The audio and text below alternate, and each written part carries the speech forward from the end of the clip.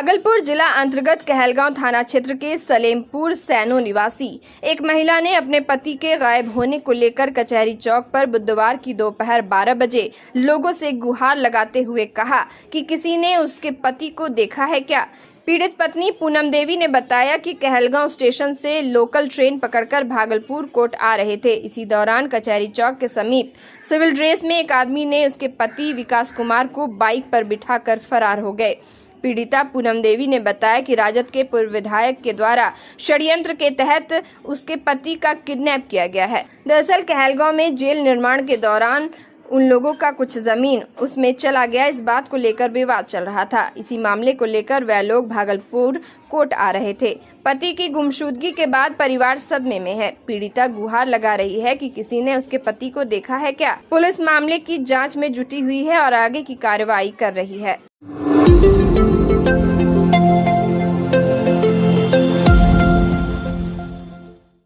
भागलपुर के जेएलएनएमसीएच में oxygen plant कई सालों से बंद पड़ा हुआ है। अस्पताल प्रबंधन इसे चालू कराने के लिए कोई पहल नहीं कर रहा है, जिससे मरीजों को खतरा बढ़ गया है। प्लांट बंद रहने से बाहर से खरीदकर ऑक्सीजन सप्लाई किया जाता है, जिससे खर्च बढ़ रहा है और मरीजों की जान जोखिम में पड़ सकती है। जब रिसेंट बिहार के संवाददाता सुमित कुमार ने अस्पताल अधीक्षक अविलेश कुमार से बंद पड़े ऑक्सीजन प्लांट की जानकारी लेने की कोशिश की तो उन्होंने घंटों चैम्बर में इंतजार कराया और उसके बाद बिना कुछ बताए अपने चैम्बर से उठकर चले गए। इससे सवाल उठता है कि जब जिम्मेदार जवाब देने से बचेंगे तो मरीजों को बेहतर सुविधाएं कैसे मिलेंगी। अस्पताल प्रबंधन को ऑक्सीजन प्लांट को जल्द से जल्द चालू करने के लिए कदम उठाने होंगे ताकि मरीजों को बेहतर सुविधाएं मिल सके। इसके लिए तकनीकी खराबी को दूर करने के लिए विशेषज्ञों की मदद लेनी होगी और आवश्यक प्रक्रिया पूरी करनी होगी।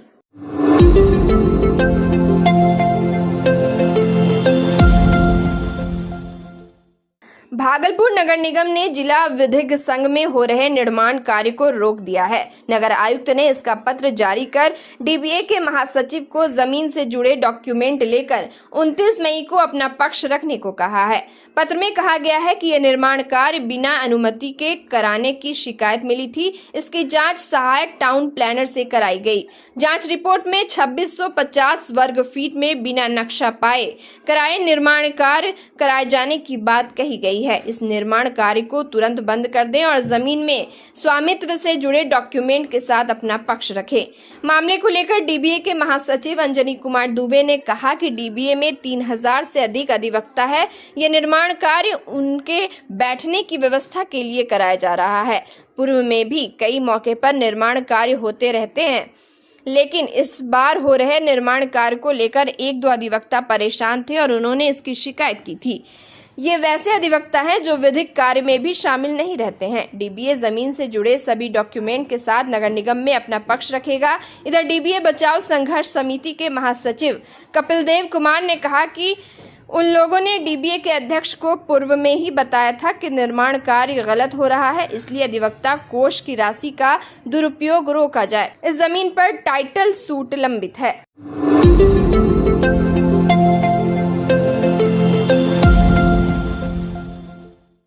भागलपुर के सनहौला थाना क्षेत्र स्थित जेजे मार्केट में एक नाबालिग युवक की लोगों ने जमकर पिटाई कर दी।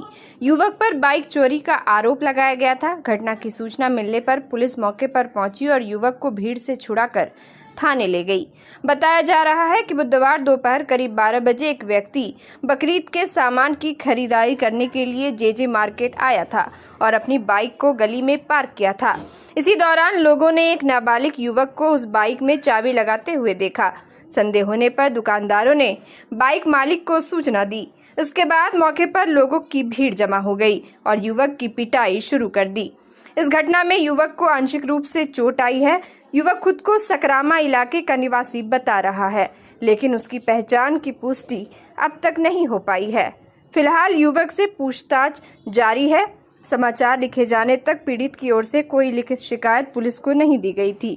पुलिस पूरे मामले की जांच में जुटी हुई है और आगे की कार्रवाई कर रही है।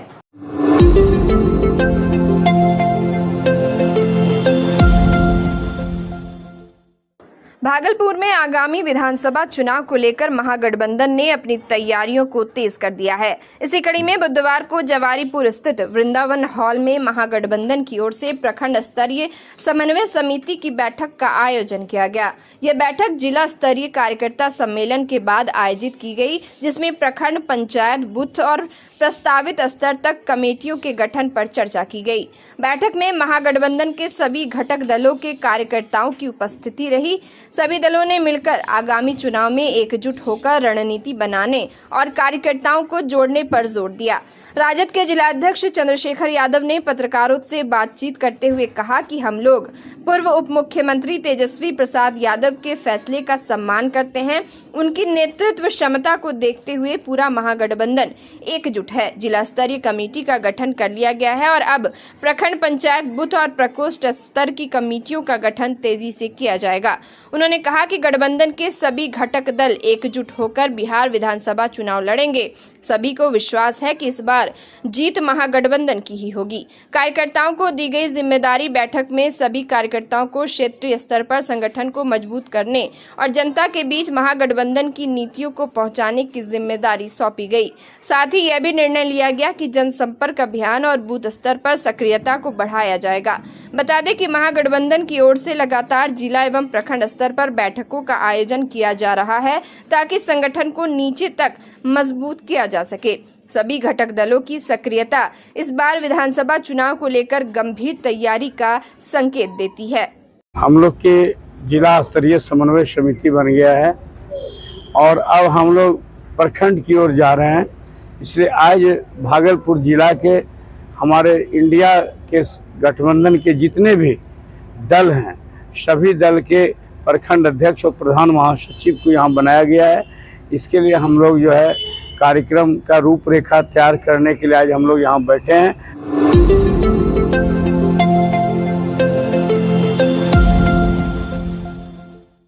भागलपुर के चर्चित भाजपा नेता गौतम कुमार उर्फ बंटी यादव के पूज्य पिताजी स्वर्गीय अभय कुमार यादव की 40वीं श्रद्धांजलि सभा एवं शांति भोज का आयोजन नौगछिया में किया गया।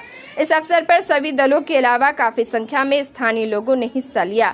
श्रद्धांजलि सभा का शुभारंभ भाजपा नेता बंटी यादव के पुत्र एवं उनकी माता द्वारा स्वर्गीय अभय कुमार यादव के तैलचित्र पर पुष्प अर्पित कर किया गया। इस दौरान भाजपा नेता बंटी यादव सहित कई स्थानीय नेताओं ने अभय कुमार यादव के तैलचित्र पर श्रद्धांजलि अर्पित की। श्रद्धांजलि सभा में भजन संध्या के माध्यम से लोगों ने शोक संदेश दिए।